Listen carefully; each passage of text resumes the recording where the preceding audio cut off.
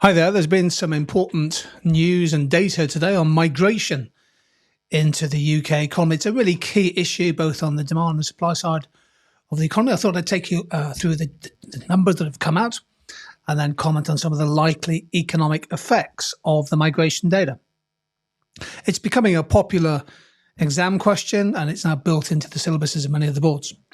So here's the first chart showing the number of people coming into the UK, immigration, in the year ending between 2012 and 2023. So this data takes us up to the summer of 2023. It is provisional, but it's important data.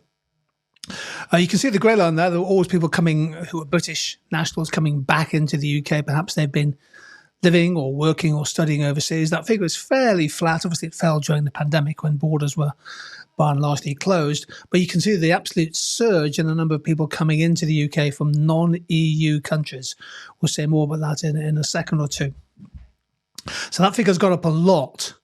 It's come down a bit in 2023, but obviously the last 2 years has been historically very high. And then we add in the number of people coming into the UK from European Union countries. Of course, the UK has now left the EU as part of Brexit. So these are people coming to live and work and study from other European Union countries. And you can see that since 2016, that figure has declined and declined most years and is now, certainly more than half of what it was if we go back a decade or so. If you add all those three numbers together, you get this chart.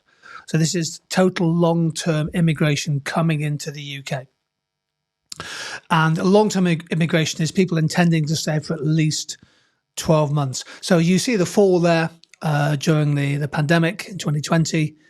And then you can see the steep increase in 21 and 22 as borders reopened and reaching a very high level of over 1 million, over 1.2 million in 2022 and pretty similar in 2023. So huge numbers. Of course, what matters in economics is not necessarily the level of immigration, but net migration, which is the net change in the number of people moving to or from a country or region for work. Okay, so we simply take the number of people leaving, emigration is a minus from the number of people who are coming in.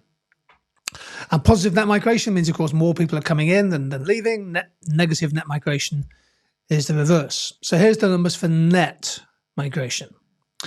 And again, first of all, let's look at British people, and that's minus. So in terms of net migration, pretty negative for most years. It picked up and become positive in the last year or two. But on average, net migration out of the UK, more Brits leaving the UK than coming in. And in part, that's the result of things like employment and study and people choosing to move to France or Spain or Portugal, Italy, and renovate farmhouses and so on and so forth.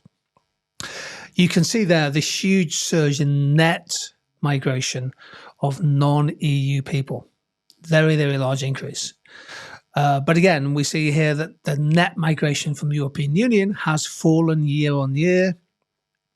It's been negative in terms of the last 3 or 4 years.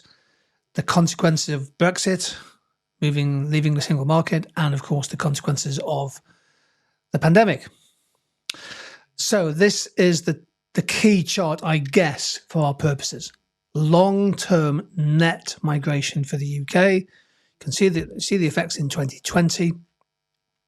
We thought the numbers had peaked at around 300,000 in 2016. They fell quite sharply since, but in the intervening years from 2016 to 2020. But in the last 2 or 3 years, we've seen this huge rise in net migration coming in. So this is both an economic, a political, and of course a social issue. The figures for 2023 slightly down on 2022, but they have been revised up. So we're talking about a very high level of net migration coming in of 672,000. So immigration into the UK last year in the year to June was 1.2 million people. Now, most of those, as we've seen, came from outside the European Union.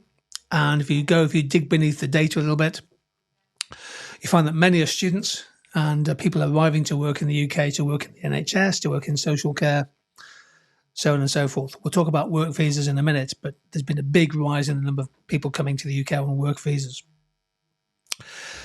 So 1.2 million people came in. 500,000 plus left in 2023. And of course, you'd expect those numbers to go up. If there are more people coming in, eventually more people leave. The figures flow in that direction. But net migration was 672,672 in 2023, much higher in 2022. Now, part of the story is what's happening on work visas. So the UK having left the European Union, which of course has free movement of goods and services and labour, the UK government's brought in a points-based immigration scheme and a kind of qualifying work visa programme.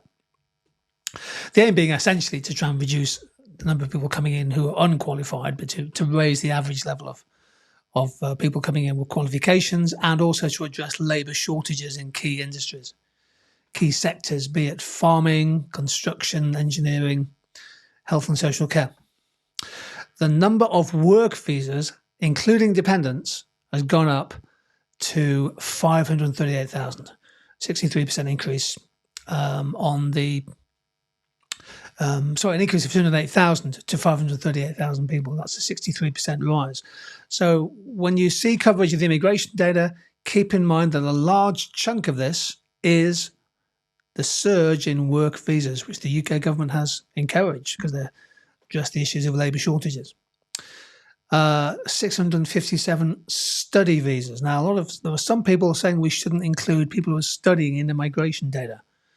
Typically, these people come to study for 1, 2, 3, maybe 4 years, perhaps undergraduate study, further education, maybe postgraduate study, but 657,000 last year.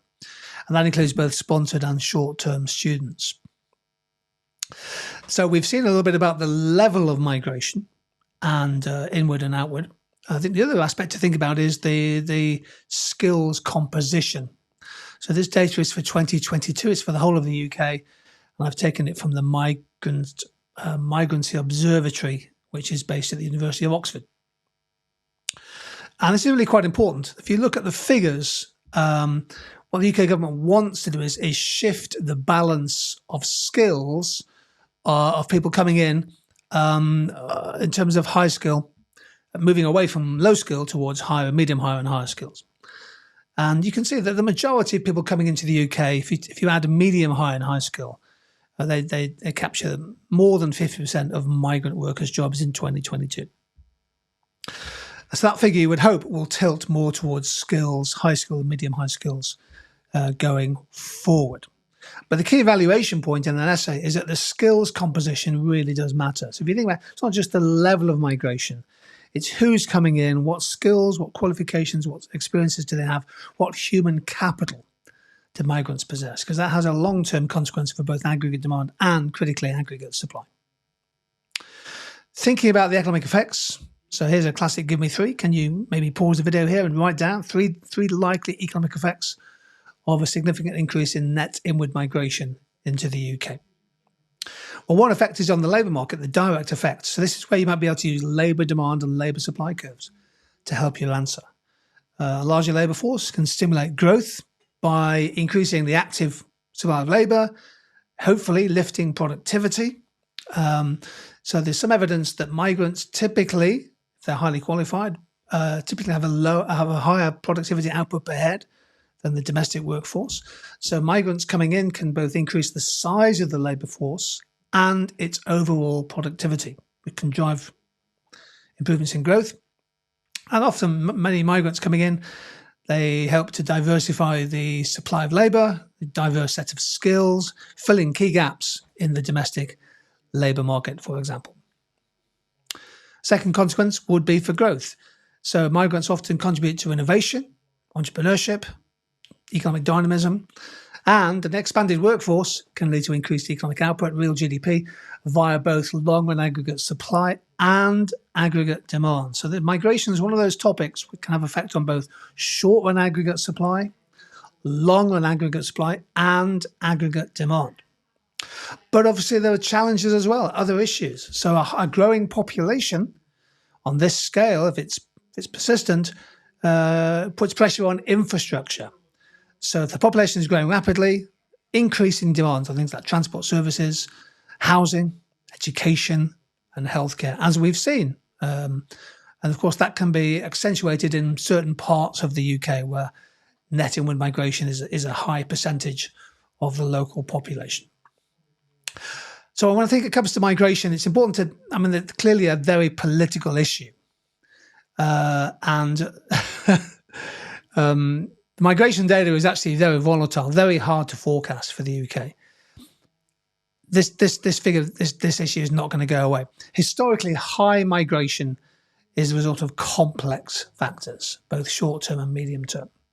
So we've had in the last 2 or 3 years, clearly the humanitarian schemes put in place for refugees from Ukraine, Hong Kongers leaving Hong Kong, given the situation with China, and we've seen the return of hundreds of thousands of students as UK universities have opened up post-pandemic, and the UK government's decision to expand the number of work visas. So there are clear reasons why these figures have gone up. Most important point, migration has demand and supply side effects, and these need to be put into any essay. And the UK economy continues to suffer from significant labour shortages. We have nearly 1 million job vacancies with unemployment at 4.2%.